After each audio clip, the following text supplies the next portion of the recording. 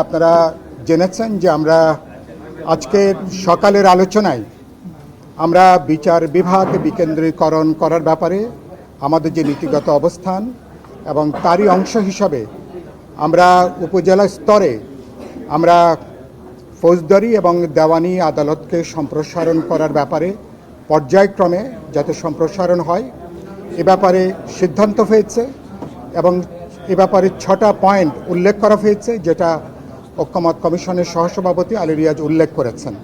তো আমরা মনে করি বিচার বিভাগকে বিশেষ করে সমাজের প্রান্তিক, সমাজের অর্থনৈতিক, সামাজিকভাবে যারা নানাভাবে বঞ্চিত তাদের বিচারের এবং তাদের আইনগত অধিকারটা নিশ্চিত করবার জন্য উপজেলা স্তরে এই যে বিচার বিভাগকে নিয়ে যাওয়া, উপজেলা স্তরে আদালতকে নিয়ে যাওয়া, এটা ঐতিহাসিক উদ্যোগ, ঐতিহাসিক সিদ্ধান্ত হিসাবে এটা বিবেচনার মধ্যে আসবে এবং এটা জনগণের বিচার পাওয়ার যে অধিকার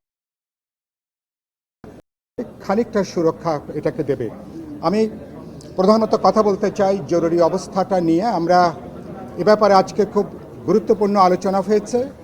আমাদের সংবিধানের 141-এর ক এ ব্যাপারে দীর্ঘ আলাপ আলোচনার পরে আমরা সবাই একমত হয়েছি যে জরুরি অবস্থা জারির ব্যাপারে সংবিধানের 141 ক এর প্রয়োজনীয় সংশোধনী এবং সংযোজনী আনাটা প্রয়োজন।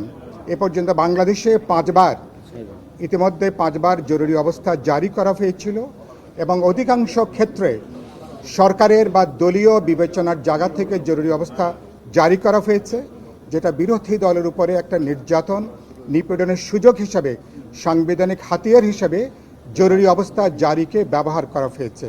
আরেকটা গুরুত্বপূর্ণ প্রশ্ন যেটা আমরা উত্থাপন করেছি, আমরা বিপ্লবী ওয়ার্কার্স পার্টি বলেছি, গণতন্ত্র মঞ্চ, অধিকাংশ রাজনৈতিক দলের আলোচনার ভিতরে এসছে, জরুরি অবস্থাকালীন নাগরিকদের সাংবিধানিক স্বীকৃত অধিকার বা গণতান্ত্রিক অধিকার, বিশেষ করে এই অধিকারের ক্ষেত্রে অ্যাবসলিউট তাদের রাইটস যেগুলো আছে সেই অধিকারগুলো যাতে খর্ব না হয় এ ব্যাপারে বিবেচনার মধ্যে রেখে, মনোযোগ রেখে এই ব্যাপারগুলো সিদ্ধান্ত নেওয়া দরকার। এই ব্যাপারটা এখনও পুরোপুরি আলোচনা হয়ে আজকে সিদ্ধান্ত হয়নি। আগামী বৃহস্পতিবার আবার যখন বসবে এটা নিয়ে আলোচনা হবে। 3 নম্বর বলেছি সিদ্ধান্তটা কিভাবে হবে। আমরা বলেছি জরুরি অবস্থা জারিটা এটা প্রধানত একটা রাজনৈতিক সিদ্ধান্ত, সুতরাং যদি সংসদ থাকে সংসদে আলোচনা হবে, যদি সংসদে না থাকে তাহলে প্রধানমন্ত্রী, সরকারি দল এবং বিরোধী দল, জনপ্রতিনিধিরা আলাপ আলোচনা করে এ ব্যাপারে তারা সিদ্ধান্ত গ্রহণ করবেন। আপনাদের সবাইকে ধন্যবাদ।